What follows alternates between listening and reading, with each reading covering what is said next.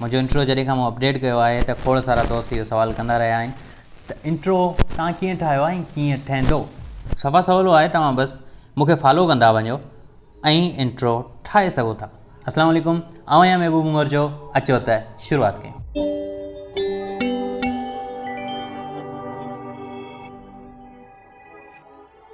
त प्यारा दोस्तों, तव्हांखे हिकिड़ी वेबसाइट ॿुधायां थो जंहिंजो नालो आहे canva.com। पर सिर्फ़ु इहो नालो ॿुधी तव्हां हलिया न वञिजो। हिते छा करिणो आहे उनखे गौर सां ॾिसणो आहे, जीअं तव्हां सम्झी सघो त इहो इंट्रो तव्हां फ्री में कीअं था ठाहे सघो। दोस्तों, हिन वेबसाइट ते अचण खां पोइ तव्हांखे हीअ वेबसाइट बिल्कुलु हिन तरह ॾिसण में ईंदी। हिते तव्हां लोगो डिज़ाइन करे सघो था, इंस्टाग्राम जी पोस्ट ठाहे सघो था, काफ़ी कुझु ठाहे सघो था। पाण खे कुझु बि न आहे ठाहिणो सवाइ इंट्रो जे। त असां वीडियो ते क्लिक कंदासीं। वीडियो में तव्हांखे खोड़ सारा वीडियोज़ मिली वेंदा जिन में तव्हांखे ॻोल्हणो आहे यूट्यूब।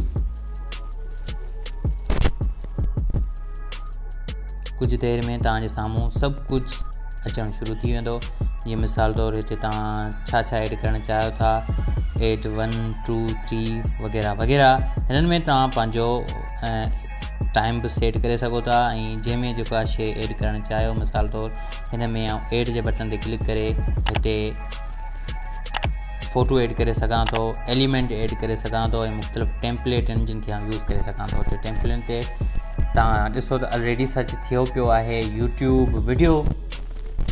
हिन खां पोइ बाद में असां टेक्स्ट, फ़ोटो, वीडियो वग़ैरह वग़ैरह सभु कुझु ऐड करे सघूं था। हिते सिर्फ़ु दोस्तों हिते टेम्पलेट्स शो थी विया आहिनि ऐं हाणे असां ही टेम्पलेट ऐड कंदासीं पंहिंजी वीडियो में।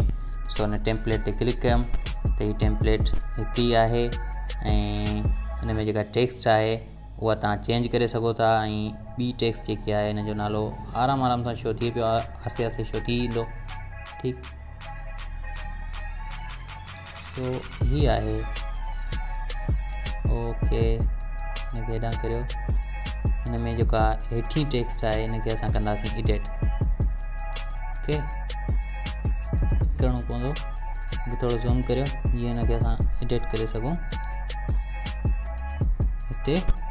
हिते मूंखे लिखिणो आहे मुंहिंजो नालो, विच इज़ महबूब उमर जो, सिंधी टेक्निकल सभ खां वॾो यूट्यूबर। ओके, सो हिनखे पंहिंजी जॻह ते फिट कयूं था। हीअ ॾिसो गाइड बि आहे हिन में, हिकु तव्हांखे गाइड ॾींदी ऐं उन खां पोइ हिन में ॿियो त कुझु मूंखे ऐड न आहे करिणो, हिनखे डिलीट करे छॾिणो आहे।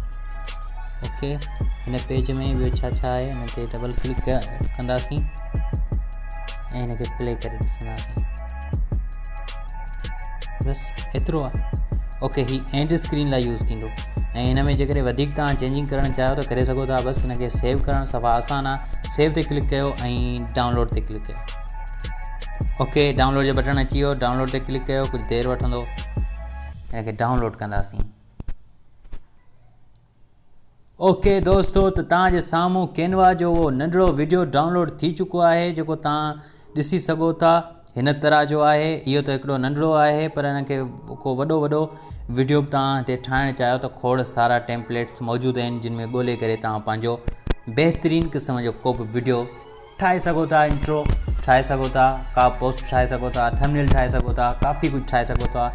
कमाल जी वेबसाइट आहे canva.com, ज़रूरु विज़िट कंदो। स्पॉन्सर न आहे, ठीकु आहे, ईअं मुफ़्त में ख़ुदा करणु मां उन्हनि खे मतिलबु हिकिड़ी अपॉर्चुनिटीज़ ॾिनी आहे। जीअं ॿियूं वेबसाइटूं असांखे स्पॉन्सर जा ऑफर कनि, पर इन्हनि सब्सक्राइबर्स ते केरु कंदो। सो तव्हां सब्सक्राइब कयो ऐं मुंहिंजा सब्सक्राइबर्स वधायो। जीअं स्पॉन्सर त मिलनि यार, घटि में घटि वीडियो खे लाइक करे छॾियो। अल्लाह हाफ़िज़, गुड बाय।